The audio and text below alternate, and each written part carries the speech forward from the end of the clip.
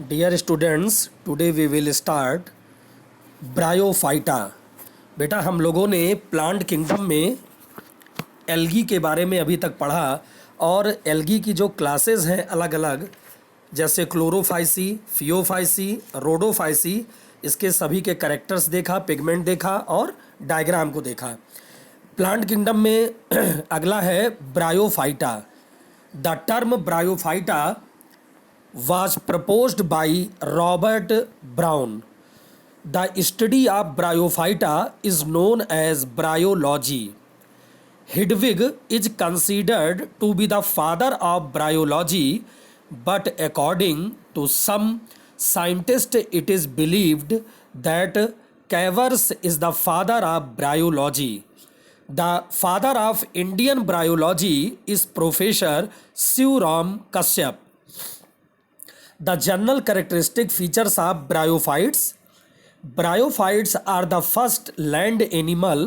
It is believed that they originated from aquatic plant and they come on land through water because some bryophytes have characters similar to aquatic plants. तो बेटा, जो general characteristic features है bryophyta का, उसमें ये जो bryophytes हैं प्रथम या फर्स्ट लैंड प्लांट है और ये एक प्रकार के जो ओरिजिनेट हैं वो एक्वेटिक प्लांट्स के रूप में ओरिजिनेट हैं। ये मुख्य रूप से जितने भी एक्वेटिक प्लांट इसमें आते हैं वो वाटर में पाए जाएंगे और इनका जो कैरेक्टरिस्टिक सिमिलर है, फीचर्स है, वो एक्वेटिक प्लांट्स के समान ही है। Bryophytes are known as amphibians of plant kingdom. Bryophyta को हम प्लांट किंगडम का एम्फीबियस मानते हैं, उभयचर मानते हैं। क्यों? Because these plant can live in soil but are dependent on water for fertilization. Bryophyta को हम प्लांट किंगडम का उभयचर इसलिए कहते हैं क्योंकि इनकी बहुत सारी स्पीसीज सॉयल से जर्मिनेट हो रही है और लेकिन वो फर्टिलाइजेशन के लिए वाटर पर डिपेंड है। इसका मतलब है जो फर्टिलाइजेशन की प्रोसेस है बिना वाटर के नहीं होगी। Bryophytes are not considered as the successful land plant because vascular tissue is absent and they need water for fertilization. Due to the absence of vascular tissue, bryophytes cannot grow very tall. The process of water conduction in bryophytes takes place with the help of parenchyma. Parenchyma is a living tissue. तो आपको पता है कि जो bryophyta है ये इसको हम सक्सेसफुल नहीं कह सकते लैंड प्लांट्स के रूप में क्योंकि इसमें वैस्कुलर टिश्यू absent है और जो प्रोसेस हो रही है फर्टिलाइजेशन की वो वाटर के रूप में ही हो रही है, वाटर के बिना फर्टिलाइजेशन नहीं होता है। और अगर इसमें ब्रायोफाइट्स में हम देख रहे हैं वैस्कुलर टिश्यू अगर absent है तो वो मुख्य रूप से पूरी तरीके से ग्रो नहीं कर पाता, लंबा नहीं होता। और आपको पता है कि इसमें वाटर कंडक्शन के लिए पैरेनकाइमा टिश्यूज पाए जाते हैं जो कि एक लिविंग टिश्यू है। Roots are absent in bryophytes. Stem like and leaf like structure of bryophytes are functionally similar to the stem and leaves of higher plants. Bryophytes में रूट्स टोटली absent है, stem like और leaf like structure पाए जाता है bryophytes में जो structurally और functionally similar होता है अन्य पौधे जितने भी हायर प्लांट्स हैं उनके स्टेम और लीव्स के समान इनका फंक्शन सिमिलर और फंक्शनली होता रहता है। और जो रूट्स हैं इसमें रूट्स के स्थान पर राइजॉइड्स पाए जाते हैं, हेरी लाइक स्ट्रक्चर होते हैं राइजॉइड्स जो प्लांट्स को सॉइल से पकड़े रहते हैं। अगर हम लाइफ साइकिल की बात करें ब्रायोफाइट्स में तो the main plant body of bryophytes is haploid. It produce gametes, hence is called a gametophyte. Bryophyta की जो प्लांट बॉडी है वो मुख्य रूप से हैप्लॉइड है और गैमीट्स के रूप में ये प्रोड्यूस होती है। इनके जो प्लांट बॉडी है मुख्य रूप से उसको हम गैमेटोफाइट कहते हैं। Sex organ are form on gametophyte, gametophyte में सेक्स ऑर्गन निर्मित हो रहे हैं। और सेक्स ऑर्गन कैसे हैं? Multi cellular and jacket in bryophytes. Sex organ एक मल्टी सेलुलर है और जैकेट से घिरे हुए हैं।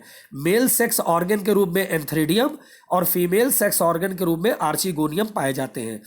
आर्चिगोनियम एक फ्लास्क शेक स्ट्रक्चर होती है बेटा। The male gamete of bryophyte are motile, जो ब्रायोफाइट का गैमीट है, मेल गैमीट है, वो मोटाइल होता है। इसका मतलब है चलनशील होता है। The motile male gametes are called antherozoids, और इस मोटाइल मेल गैमेटोफाइट को हम क्या कहते हैं? एंथ्रोजॉइड्स कहते हैं। Antherozoids are usually comma shaped and biflagellate. ये एंथ्रोजॉइड्स कॉमा शेप्ड होते हैं और बाईफ्लैजिलेट्स होते हैं। Female gamete is called egg, जबकि फीमेल गैमीट्स के रूप में एग लगे होते हैं।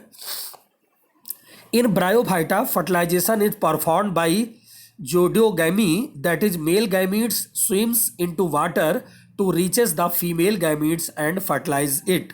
As a result of fertilization, a diploid zygote is formed.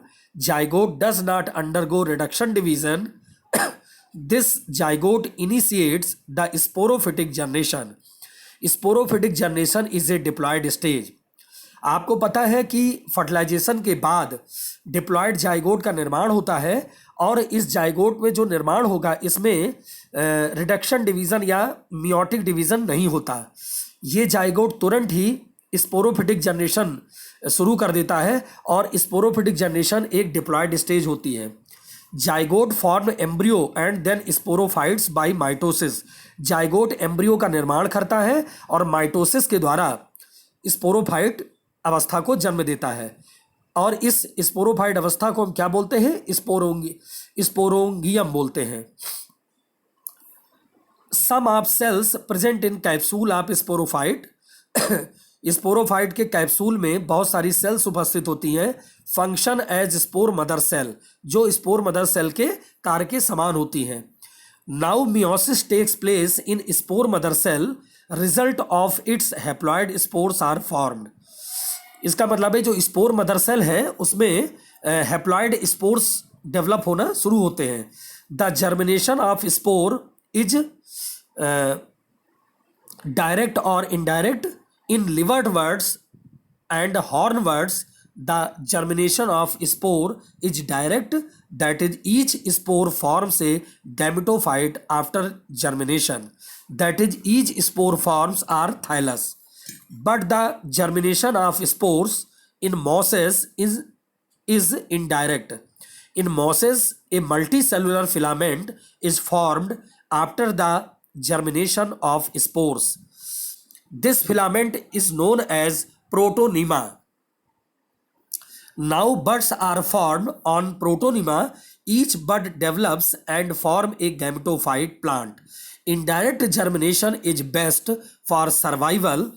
Mosses are gregarious in nature because they appear in group.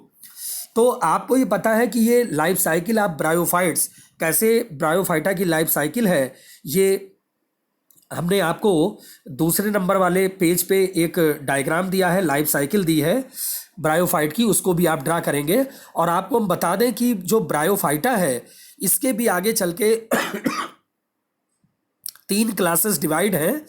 एक आपका हिपैटिकोप्सिडा है, एक एंथेरोटोप्सिडा है, और एक ब्रायोसिडा है।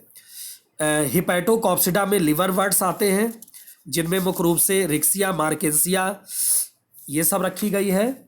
और एंथेरोटोप्सिडा में हॉर्न वर्ड्स आते हैं जिनमें मुख्य रूप से एंथोसिरोस और नोटोथाइलस को रखा गया है। और ब्रायोप्सिडा या मसाई जिसमें मॉसेस को रखा गया है। और इन मॉसेस में आप देखते हैं एक तो फ्यूनेरिया है, मॉस प्लांट है फ्यूनेरिया मुख्य रूप से, तो इसका एक प्रमुख प्लांट है। स्फैगनम वगैरह भी इसी में आते हैं।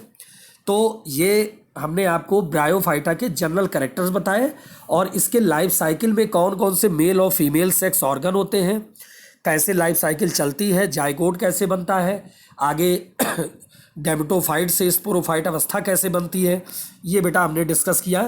तो ये हम आपको वीडियो लेक्चर तो भेज रहे हैं, इसके साथ नोट्स भी पीडीएफ में भेज रहे हैं। इसको आप फेयर कॉपी में अपने नोट्स शुरू कर दीजिएगा बनाना ब्रायोफाइटा का, जितना मैंने दिया है। और लाइफ साइकिल के रूप में एक डायग्राम दिया है पेज नंबर 2 पे, इसको पूरी लाइफ साइकिल रे डायग्राम आप कंप्लीट कर लेंगे। फिर कल हम आपको बताएंगे कि जो ब्रायोफाइटा के 3 क्लासेस हैं, जिसमें लिवर वर्ड्स, हॉर्न वर्ड्स और आपका ये मॉसेस को रखा गया है, इसके कैरेक्टरिस्टिक फीचर्स और एग्जाम्पल डायग्राम सहित क्या है बेटा। ओके बेटा, थैंक्स।